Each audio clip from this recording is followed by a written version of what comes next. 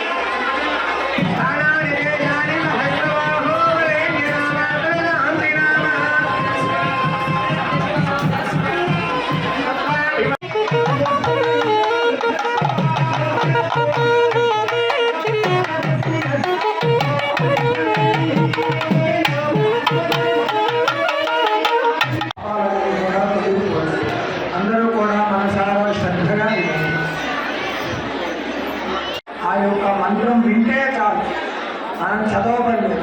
అపరాజిత మంత్రం అనేటువంటి మంత్రం వినగా